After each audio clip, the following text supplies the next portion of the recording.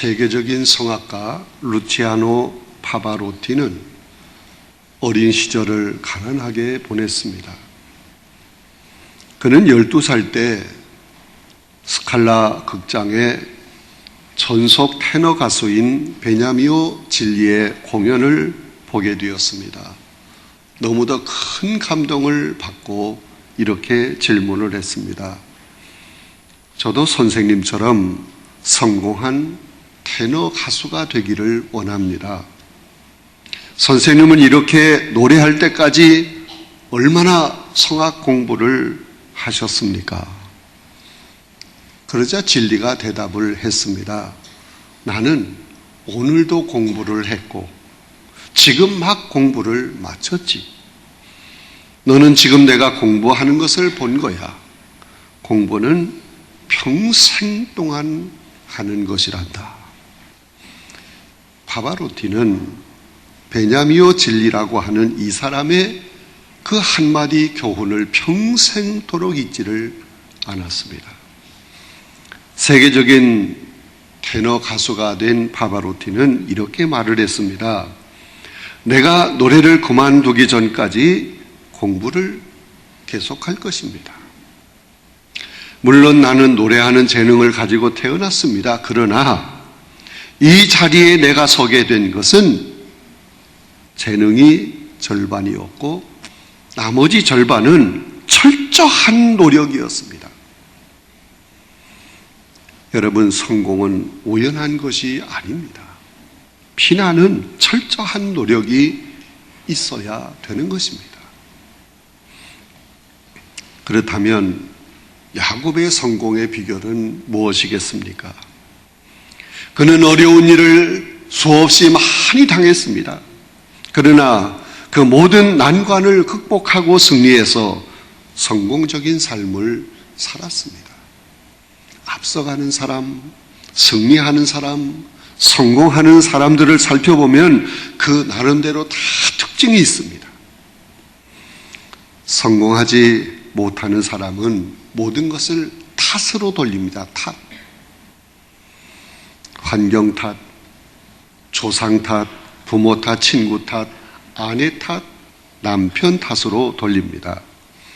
그래서 나는 항상 앞서가지 못하고 뒤지고 있는 것이다.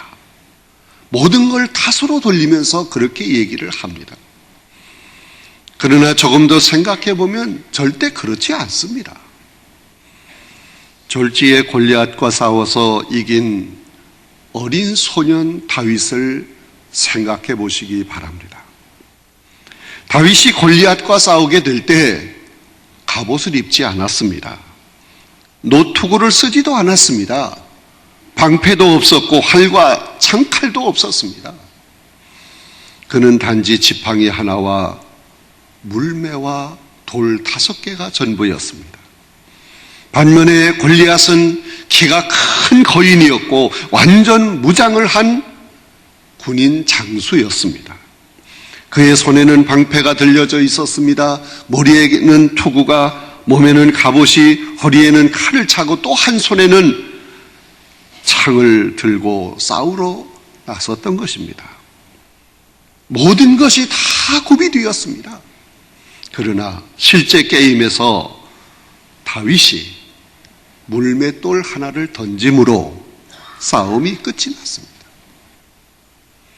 무엇을 가졌다고 이기는 것이 아닙니다. 모든 것을 완벽하게 다 준비했다고 되는 것이 아닙니다. 힘이 세다고 되는 것이 아닙니다. 경험이 많다고 되는 것이 아닙니다. 여러분, 하나님이 도우셔야 되는 것입니다. 하나님이 해주시면 이길 수 있습니다. 많은 사람들이 하나님을 찾는 이유도 하나님이 손을 들어주셔야 매사가 성공이 이루어지기 때문인 것입니다. 그래서 하나님을 믿고 의지하는 신앙생활을 하는 것입니다. 그러면 야곱은 어떤 신앙의 사람이었겠습니까? 첫째, 야곱에게는 물려받은 신앙의 유산이 있었습니다.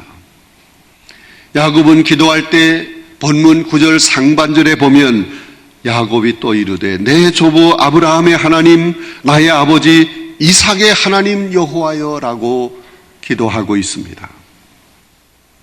야곱이 하나님을 부를 때 내 조부 아브라함의 하나님 나의 아버지 이삭의 하나님이라고 하였습니다.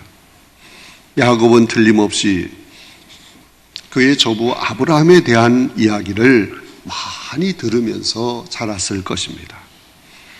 그리고 아버지 이삭을 할아버지가 100세에 낳았다는 말도 들었을 것입니다.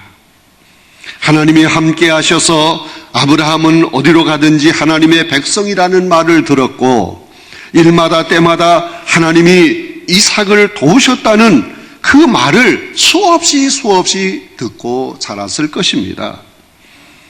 그런 말을 듣고 자란 야곱은 어떤 생각을 했겠습니까?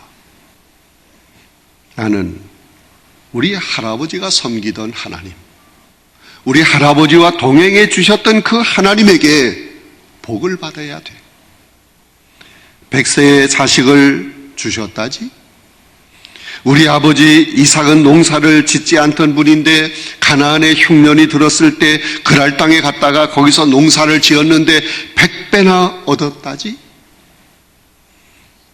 블레셋 사람들이 우물을 구하지 못해서 절절 맬 때도 우리 아버지가 우물을 파면 어디서나 물이 콸콸 솟아올랐다지? 그래서 양을 먹이기에 부족함이 없었다지?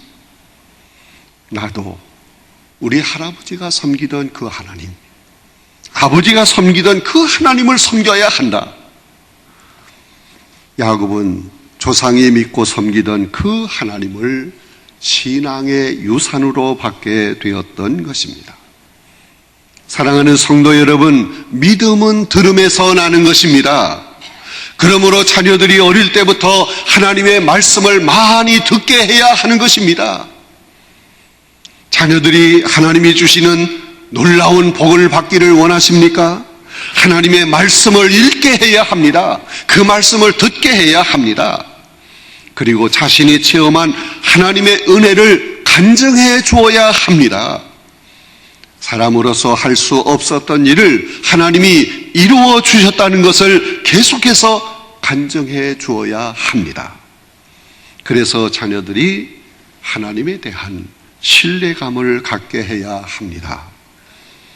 기적적인 하나님의 사랑과 은혜를 체험할 때마다 그것을 자녀들에게 반드시 꼭 들려주어야 합니다.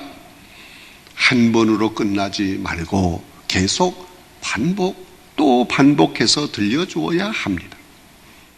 그래서 자손들이 항상 하나님을 믿고 의지하며 살게 해 주어야 합니다. 어려울 때마다 하나님을 바라보고 의지할 수 있는 신앙을 갖게 해 줘야 합니다. 여기에 승리의 비결이 있습니다. 성공의 비결이 있는 것입니다. 두 번째, 야곱은 하나님의 언약을 믿고 구체적인 것을 구하였습니다. 9절 말씀을 보면 내 아버지 이삭의 하나님 여호와여, 주께서 전에 내게 명하시기를 내 고향 내 족속에게로 돌아가라, 내가 내게 은혜를 베풀리라 하는 말씀이 있습니다.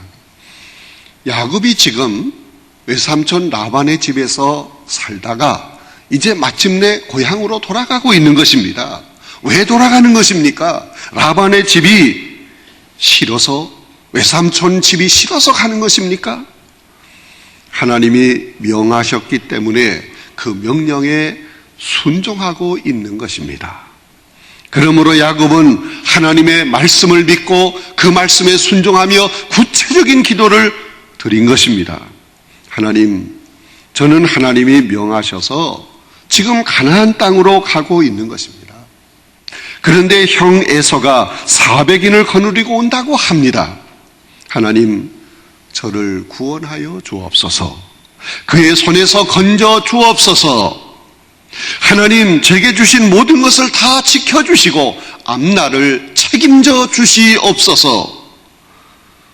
우리가 기도할 때도 아무렇게나 막연하게 기도하지 말고 구체적으로 믿음을 가지고 기도해야 하는 것입니다. 응답받는 기도를 하려고 하면 하나님의 약속의 말씀을 제시하면서 기도하면 됩니다. 우리 주님은 마태복음 7장 7절에서 구하라. 그러면 주신다. 찾으라. 찾을 것이다. 문을 두드리라. 열릴 것이라고 말씀하셨습니다. 주님의 말씀은 보증수표입니다. 그러므로 믿고 구하면 됩니다. 여러분, 부모는 자녀들에게 약속을 해놓고 때로는 내가 약속을 지키려고 했지만 이만저만해서 좀 힘들 것 같다. 미안하다. 그렇게 말할 수도 있습니다. 그러나 하나님은 힘든 것이 없으십니다. 어떤 약속도 지키실 수 있습니다. 한번 우리에게 약속하시면 그 약속을 진실하게 반드시 이행해 주십니다. 그러므로 기도할 때 하나님이 약속해 주신 그 말씀을 붙들고 기도하면 약속대로 반드시 하나님이 응답해 주실 줄로 믿습니다. 야곱은 창세기 31장 3절에 여호와께서 야곱에게 이르시되 내 조상의 땅, 내 족속에게로 돌아가라. 내가 너와 함께 있으니라 하신지라. 이 말씀을 붙들고 지금 기도하고 있는 것입니다. 야곱은 하나님의 말씀대로 순종하고 있는 자기를 하나님이 책임져 주셔야 한다고 기도하고 있습니다. 하나님은 그런 기도를 들어주십니다. 그런데 우리가 하나님의 말씀을 붙들고 기도할 때 두 가지를 꼭 기억해야 합니다. 그 하나는 겸손한 자세로 기도해야 합니다. 누가복음 18장에 보면 바리새인과 세리에 대한 이야기가 나옵니다. 두 사람이 성전에 나가서 하나님께 기도합니다. 바리새인은 앞으로 나와서 손을 번쩍 들고 아주 자랑스럽게 교만한 모습으로 기도합니다. 그러나 세리는 감히 얼굴을 들지 못하고 뒤에서 겸손히 머리를 조아려 꿇어앉아서 하나님, 저는 말로 다 할 수 없는 죄인입니다. 저를 불쌍히 여겨주세요. 그러면서 가슴을 치며 회개하며 기도했습니다.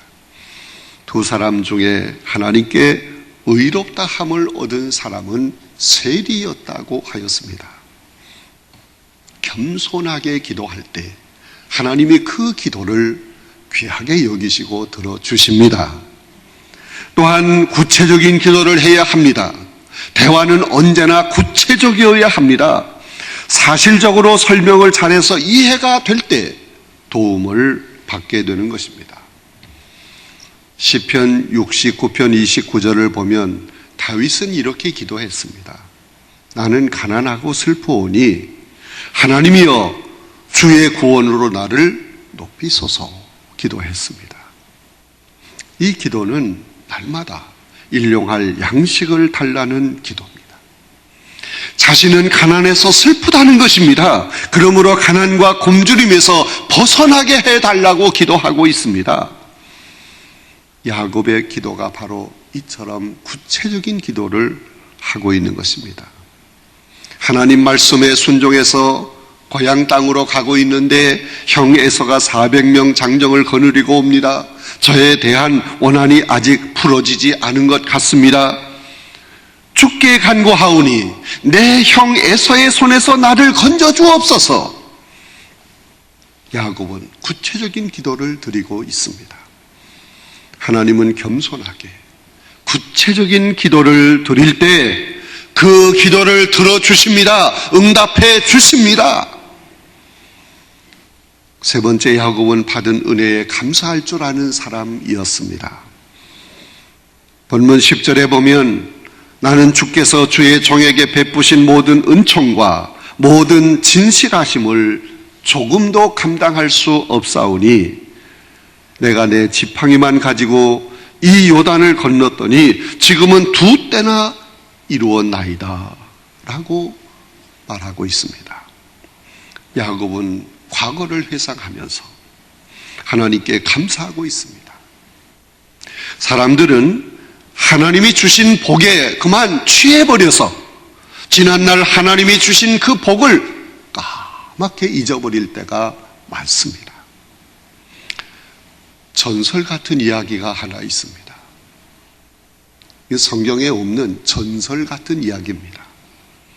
다윗이 왕에 오르게 되었을 때 궁전을 지었습니다. 그런데 그 궁전 안에는 아무도 출입할 수 없는 다윗 혼자만 들어가는 방이 하나 있었다고 합니다. 그의 아들 사랑하는 솔로몬도 한 번도 그 방에 들어가 보지 못했다는 것입니다. 그런데 다윗은 매일 하루에 한 번씩 그 방에 들어갔다 나오는 겁니다. 그래서 많은 사람들이 의구심을 가지게 되었습니다. 도대체 저 방에 뭐가 있길래 우리 임금이 매일 한 번씩 들어갔다 나오나? 솔로몬도 너무 궁금했습니다. 솔로몬은 아버지 다윗이 세상을 떠나게 되었을 때 자물쇠를 열고 그 방에 들어가 보았습니다. 가보았더니 그곳에 딱 3가지 물건이 있었습니다. 하나는 목동 시절에 그가 사용하던 작은 막대기 지팡이 하나, 또 골리앗을 이겼던 물맷돌, 그리고 다윗이 입었던 목동의 옷, 그것이 거기 있었다고 하는 것입니다. 다윗은 왕이 되어서도 매일같이 그 방에 들어가서 과거를 생각하는 겁니다. 나는 양무리를 치던 비천한 사람이었다. 그런데 하나님께서 이렇게 높여주셔서 왕 위에 오르게 되었다. 그러므로 나는 언제나 겸손한 마음으로 주의 말씀을 듣고 순종하는 종이 되어야 한다. 과거에 사용하던 물건을 보고 그렇게 결심하고 또 결심하고 결심했다는 것입니다. 그런데 사람들은 하나님이 주시는 엄청난 큰 복을 받게 되었을 때 교만해질 때가 있습니다. 가난하고 어렵던 시절을 다 잊어버리는 것입니다. 조금만 잘 되면 자기가 똑똑하고 잘나서 그런 줄로 착각을 하는 것입니다. 그러나 모든 것이 하나님의 은혜인 줄로 믿습니다. 하나님이 모든 것을 우리에게 주심으로 받은 것밖에 없습니다. 우리는 그 하나님 앞에서 자신을 낮추며 오직 하나님께만 영광을 돌리며 사는 성도들이 되어야 합니다. 하나님은 그런 자의 기도를 들어주십니다. 높이 들어 쓰시는 줄로 믿습니다. 야곱은 과거를 잊지 않고 겸손한 자세로 그 은혜에 감사하였습니다.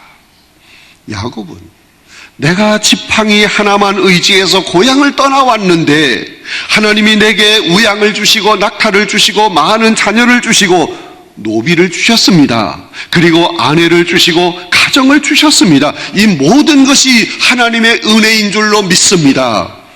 그렇게 말하고 있는 것입니다. 사랑하는 성도 여러분, 하나님의 은혜에 늘 감사하며 삽시다. 하나님은 그런 사람을 더 높여주십니다. 넘치도록 더 채워주실 줄로 믿습니다. 그 앞길을 인도하시고 책임져 주시는 것입니다. 네 번째, 야곱은 맡은 일에 성실하고 부지런하였습니다. 창세기 31장 40절에 보면 내가 이와 같이 낮에는 더위와 밤에는 추위를 무릅쓰고 눈 붙일 겨를도 없이 지냈나이다 라는 말이 나옵니다. 성공한 사람에게는 반드시 특징이 있습니다. 공통적인 특징이 있습니다. 그게 뭐냐? 근면성실한 것입니다. 바울 사도도 그런 삶을 살았습니다. 바울은 열심히 복음을 증거하면서 한편으로는 천막을 부지런히 만들어 수입을 얻어가지고 그것으로 자비량하며 복음을 전하였습니다. 사랑하는 성도 여러분, 주님을 잘 섬기려고 하면 우리 모두 근면성실해야 합니다. 사실 우리나라에서 그래도 비교적 제일 근면한 사람은 예수 믿는 사람들입니다. 오늘 여기 앉은 여러분들이 비교적 근면성실한 거예요. 남들은 다 자고 있는 이른 새벽에 교회 나와서 하나님께 예배를 드리고 기도하며 하루를 시작하잖아요. 그리고 일주일 내내 열심히 일을 했음에도 불구하고 주일날 또 교회 나와서 예배를 드리고 내게 맡겨진 사명을 성실하게 감당하는 겁니다. 저는 이런 성도들의 모습을 보면서 참 대단하다, 훌륭해, 부지런해, 칭찬하고 싶은 마음이 생깁니다. 예수님도 아버지께서 일을 하시니 나도 일을 한다 말씀을 하시면서 식사할 겨를도 없이 주무실 시간도 모자랄 정도로 그렇게 근면성실한 모습을 보이셨습니다. 우리가 신앙생활을 한다는 것은 이런 예수님을 본받아 사는 것을 말하는 거예요. 우리는 모두가 다 지금 내게 주어진 환경 처지에서 근면성실해야 합니다. 우리 학생들은 열심히 공부하는 것이 근면성실한 모습이에요. 직장인은 모든 사람에게 인정을 받을 수 있도록 부지런하게 성실하게 일하는 사람들이 되어야 합니다. 교회의 일꾼이 되었다고 하면 부지런히 교회에 나와서 성실하게 봉사해야 합니다. 하나님은 근면성실한 사람들에게 은혜와 복을 주실 줄로 믿습니다.